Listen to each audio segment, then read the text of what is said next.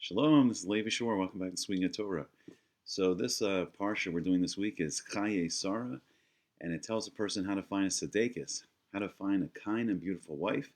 And I like to dedicate this to my kind and beautiful wife, tzedekis I married, Bracha Shor.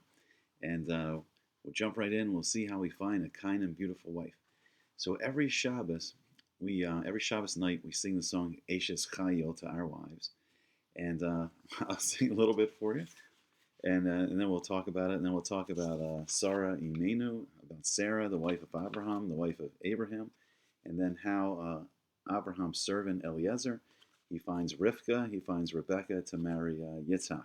Okay, so we'll jump right in. So we sing every Shabbos night. We sing Eishes Chayil Miyimsa Rakot Mipni Mikra. So it means a wife of strength, a courageous wife, who can find? And it says, far beyond pearls is her value.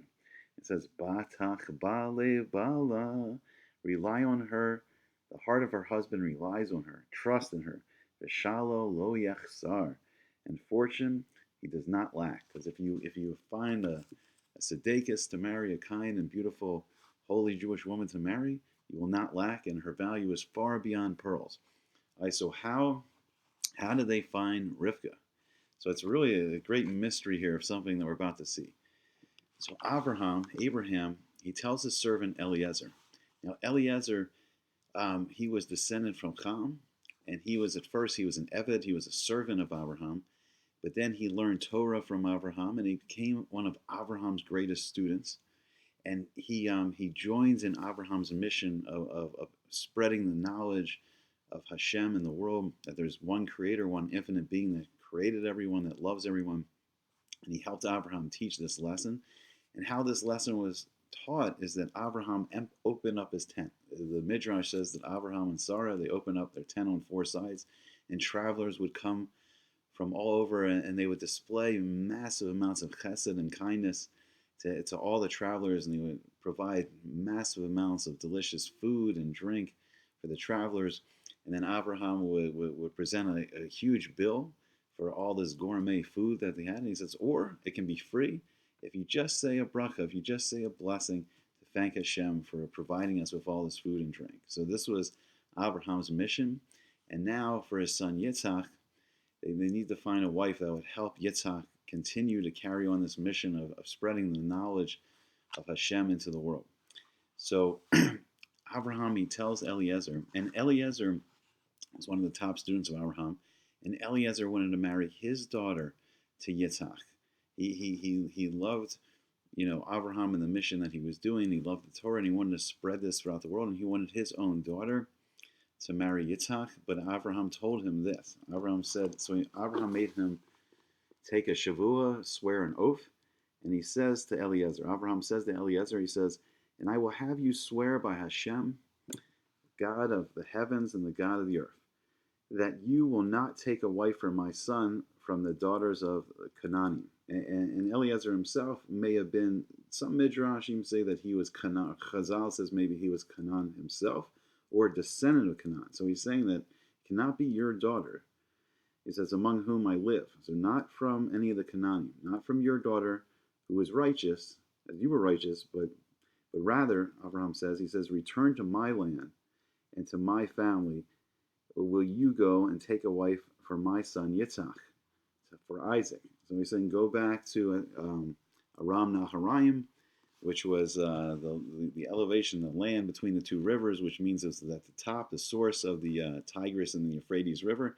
And I think it's where maybe like Armenia is now, somewhere around there, maybe south of there, but around that area, the source of those two rivers, and that's where Abraham's family lived. And then it says, the Eved, the servant, he said to Abraham, he says, perhaps the woman will not wish to follow me to this land, to Eretz Yisrael, to the land of Israel. Will I take your son back to the land from which you departed, from which you left? So here you see that Eliezer, maybe he's saying, oh, maybe there's a chance that, he'll have to marry, my daughter. So Abraham said to him, says, beware, lest you return my son to there. So Yitzchak, after Yitzchak was bound on the Akedah, he became holy, became completely Kodesh. He was a carbon to like Hashem, and he never left the land of Israel his whole life. So he's saying, do not take my son back to where I was from. So Hashem, the God of heaven, Elokei Hashemayim, the God of the heavens, who took me from the house of my father and from the land of my birth, and who spoke for me, and who swore to me, saying, to your descendant, to your offspring, why give this land, give the land of Israel. He will send his malach, his angel, before you, and you will take a wife for my son from there. But if the woman will not wish to follow you, you will then be absolved of this oath of mine. Only do not return my son to there. So here, Abraham was saying, if Rivkah did not want to come back to Eretz Israel, Yitzchak would not, leave, Eretz Israel, but maybe then Eliezer's daughter could marry Yitzchak. But it's fascinating here because Eliezer had to overcome his own personal wishes, and he took on the complete role of doing what Avraham would do. So he became a perfect shaliach, a perfect messenger agent for Avraham, and he put his own wishes and desires aside, and he only took up the command and the mission for what Avraham wanted. He acted exactly like Avraham, like the father looking for a perfect daughter, a beautiful, righteous, tzedekis daughter for his son Yitzchak. And so Eliezer, he swears to this, that he'll do it. And then it's interesting. Then he takes 10 camels, and he takes 10 of Abraham's camels, and he takes all this, I think it was like gold and silver and jewels, and he rises and he goes to Aram Naharaim, to the city of Nachor. And Nachor was the brother of Terach, who was Abraham's father. So then he comes. Now this is the real mystery here. So Abraham told him, please get a daughter for Yitzchak from my family. But Eliezer here does something very mysterious. What Eliezer then does is he travels to Aram Naharaim. So he makes the camels kneel outside the city at the well of water, and it was at evening, and at the time when the women who draw the water come out. So then he says something. It's very mysterious because Abraham never told him to do this. So why is he doing this? So he says, Hashem, God of my master Abraham, may you so arrange it for me this day and do kindness with my master Abraham. See, I stand here by the spring of water, and the daughters of the townsmen come out to draw water. The Anshe Hayir, the people of the city, they come out to draw water. Let it be that the Na'ara, the young woman, to whom I will say, please tip your jug so I may drink, and who replies, drink, and I will even water your camels. Her will you have chosen for your servant, for Yitzchak. May I know through her that you have done kindness with my master. Now, this is the big question. Why does Eliezer do this? Abraham never said to do this test of kindness, to see if this young woman will pass this test of like water and giving water to all the camels, and then giving Eliezer water, and then he'll know that that's the right girl. Abraham just said, go to my family and get a daughter for Yitzchak. And why is Eliezer arranging this test of this chesed of kindness? Why is he doing this test? So then it comes out that before he even finishes speaking, all of a sudden Rivkah appears, and Rebecca, and she had been born to Besuel, the son of Milcah, and the wife of Nachor. So Nachor and Milcah, they had Besuel, who was the father of Rivkah, and she was coming out with her jug on her shoulder. Now the Na'ara, the young woman, was very, very beautiful, very fair of appearance. She was very innocent, and she'd never been married. She descended to the spring, and she filled her jug and went up. And then the Eved, the servant, ran towards her. Eliezer runs towards her and says, let me have a drink, please. A little water from your jug. And she said, drink, my lord. And she hurried, and she lowered her jug to her hand and gave him, something to drink. When she finished giving him something to drink, she said, I will draw water even for your camels until they have finished drinking. So she hurried, and she emptied her jug into the trough, and she kept running to the well to draw water, and she drew for all the camels. And the man was astonished. He was amazed. Eliezer was amazed at her, reflecting silently to know whether Hashem had made his journey successful or not. And it was when the camels had finished drinking, the man took a golden nose ring, its weight of Becca, and 2 bracelets on her arms, 10 gold shekels their weight. And he says, "Whose daughter are you? Please tell me. Is there room in your father's house for a lodging for us?" And she says, "I am the daughter of Besuel, the son of Milcah, whom she gave birth to Nachor." And she said, "Even straw, even feed is plentiful of us, as well as a place to lodge." So the man bowed low, and he bowed himself to Hashem. He said, "Blessed is Hashem, the God of my master Avraham, who has not withheld his kindness and truth from my master. As for me, Hashem has guided me on the way to the house of my master's brothers." So this is such a great mystery. Like Avraham just said, "Go to my family and get a daughter, and bring the daughter back here to Eretz Yisrael, to the land of Israel, to marry Yitzchak." Why is Eliezer doing? Avraham never told him to do this test of kindness. And what does it all mean? What does it all mean? These 10 camels and drawing the water and giving water to Eliezer and giving water to all the camels. What does the test mean? And why is Eliezer so amazed and just and sees that this is Hashem is guiding all this, and the Rivkah is from the family of Avraham. So what's going on? Okay, so to start breaking down this great mystery, we're going to go back to the song Ashes Chayei, and we start to get some clues of what's going on with this. So Ashes Chayei was written by Abraham Avinu, it was written by Abraham, and it was given after Sarah was nifter, after she had passed away after the Akedah, and he wrote as a chesped, he wrote as a beautiful eulogy to show the greatness of Sarah Imenu, to show the greatness of Sarah. And we really, the Torah, like Sarah had such snius, she had modesty, and like even we see in Parsha Vayera, like the Malachim, the angels say, "Oh, where's Sarah?" And Abraham said, "Oh, Sarah's in her tent." So Sarah was always working behind the scenes, like to help Abraham. And if you think about it, if they had hundreds or thousands of travelers every day, it was like running this 5-star luxury hotel, and the amount of work was tremendous to arrange for everyone to have food and drink and bedding and places to stay, and to do this mission of Abraham. Sarah was working so hard behind the scenes, and I got a little taste of it yesterday when I helped my wife, who's the chef and the owner of Sweet Good Catering, and just a tremendous amount of work my wife does for these events and how much she does on Shabbos to just make all the food and make sure all the guests have what they need. And it's just a tremendous amount of work. And it's not always glorified, and it's behind the scenes. And then just when you see everything laid out on these beautiful tables with beautiful tablecloths and the decorations, and there's so much work that goes on in this stuff. And most people don't appreciate how much work. If you look at a 5-star hotel, the amount of staff they have, working, making sure the guests have everything they need. And it's just the greatness of Sarah Imenu. And we see it's also the greatness, and this is what Eliezer may have been testing in Rivkah. So we see in Ashes Chayei, we read the first pasuk, and it says, like, we start to get clues of how great Sarah was. And she said, and it says in Ashes Chayei, it says she gives good, and uses the word here, Gemalashu. She bestows tov. Gemalashu tov velo ra.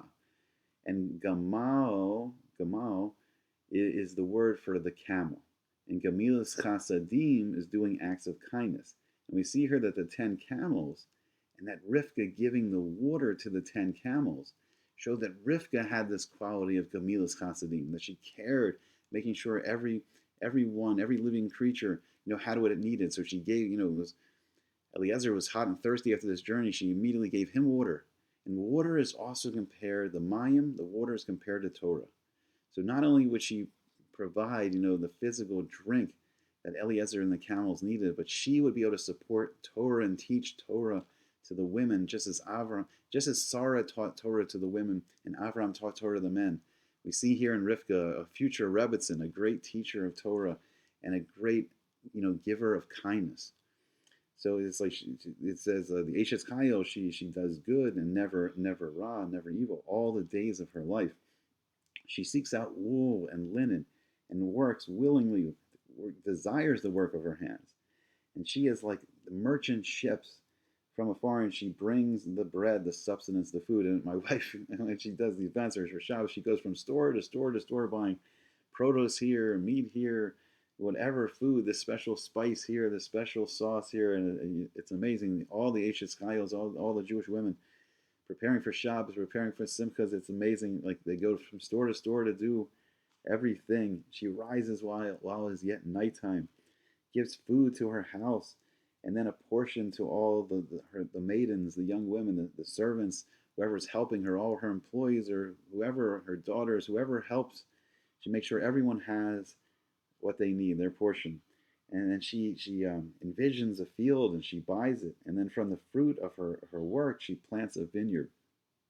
And she girds herself with strength, and she invigorates her arms. She gives energy to her arms. She discerns what's good in her work, and her lamp is never extinguished at night. And we're going to see this is one of the three Nisim, is one of the three miracles that happened in the tent, the Sarah's tent. And her hand she extends to like the I think the what do you call it, the spinning wheel, the to do the weaving, and her palms support the spindle, and her palms, and you see that she makes clothes, and her hand extends, and her palm spreads out to the poor, and her hands extend to the needy. She's always giving tzedakah, whoever needs. She's making sure that the poor people, the needy people, all around her in her community, always have what they need, giving tzedakah, food, and kindness. She does not fear for her house over the snow, for all the house is clothed with scarlet wool. So there's clothes, warm clothes for everyone in the winter. Luxurious bedspreads she made for herself. Linen and purple wool are her clothing. So the woman that does this is royalty. And she's making sure everyone has bedding and pillows, and any guests, if they need to sleep over, they have a beautiful place to sleep. And it's well known in the councils of her husband when he sits with the elders of the land. So a cloak she makes and sells, and a belt she delivers to the merchant, to the peddler. Strength, Oz Bahadar Lavusha, strength and majesty are her clothes, and she joyfully awaits for the last day, for the coming of Mashiach. Her mouth she opens with wisdom, she's filled with the wisdom and Torah, and a lesson of kindness is on her tongue. She anticipates the ways of her house, and the bread of laziness, the lechem atzlus. Never, she does not eat of that bread of laziness. Her children arise and praise her. Her husband, he praises her. Many daughters, so rabos banos asu chayil viatalis al kulana. But you have risen above them all. So how can it be that every Jewish man, when Shabbos says that his wife has risen above them all? It can't be that everyone's the best, but it's true that everyone is the best, because every Jewish wife, every Jewish mother, for her household, she's the best. In everyone's household, so everyone's singing Eshes Chayil to their wives, and in their household, their wife, their mom is the best because she's the one doing for them. So Vi'ata lis al kulana, you've risen above them all. So sheker achein v'hevel hayofi. So false is like this charisma, and vain is beauty. Is Isha Yiras Hashem, he sees halal, that a woman that fears Hashem, that she is to be praised. Tanula mipri yadeka, give her the fruits of her hands, and v'halaluha v'shari ma'asecha, and let her be praised in the gates of her own actions. In her house, where she's done all these marvelous things, she should be praised. Every Jewish wife, every Jewish woman should be praised for all the marvelous, amazing things they do for their household. So Eliezer sees that Rivkah is the one that can carry on this amazing, work of Sarah, and she can help Yitzchak carry on Abraham's mission. So then at the end of the parsha, we see that Yitzchak. Well, first thing, it's so cute, like Rivkah comes on her camel, and she sees Yitzchak praying in the field, and she puts on a veil because she's sneeze, because she's modest, and then she sees the greatness of this Talmid Chacham, of this Torah scholar with this great midos. Her husband, she sees for the first time, she falls off the camel. I mean, you picture like a romantic comedy, and this cute, young woman that falls off a camel when she sees her husband. And it says like Yitzchak loved her, like from the moment he saw her, he like loved her. And he brings her into Sarah's tent. And Rashi says something incredible here. He says, O hela Sarah imo, into the tent of Sarah, his mother. And he brings her into the tent, and behold, she was Sarah Emo. Like this was like a Gilgal almost. This was like the image of just the beauty and the kindness and the Gamilas Chasadim, those acts of kindness. And he could see that the same beautiful characteristics and actions that Sarah, his mother, did for Avraham, he sees that Rivkah possessed these same qualities that would help him. And as if to say, like, that she became the image of Sarah, his mother, for all the time that Sarah was alive. And this is why he saw this. Sahaya Ner Daluk. So there was a miracle that happened in Sarah's tent, that in the Erev Shabbos, the Ner, the candles that Sarah lit for Shabbos did not extinguish until the next Shabbos. They lasted all week. And we see that this is one of the miracles in the Beis HaMikdash, in the temple, when they lit, the Ner Hamaravi, the western, light, one of the lights of the menorah, that it would also stay lit miraculously.